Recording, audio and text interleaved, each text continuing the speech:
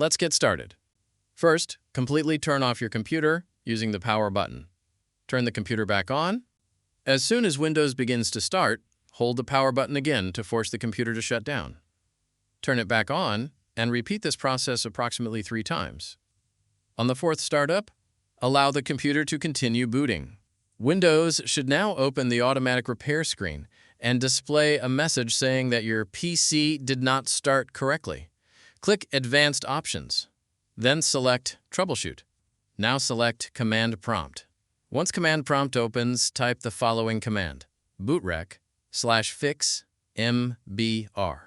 Press Enter. Next, type bootsect/nt60sys. Press Enter. Now type bootrec/fixboot. Press Enter.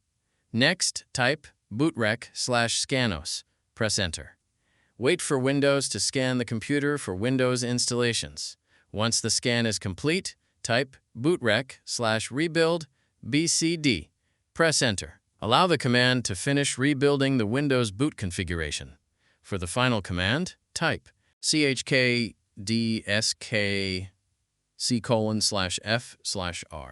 Press Enter.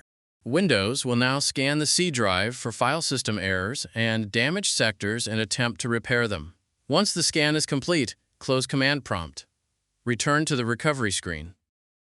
Select Continue to exit the recovery environment and boot into Windows. Your computer will now restart. After the restart, check if the Inaccessible Boot Device blue screen error has been resolved. And that's all there is to it.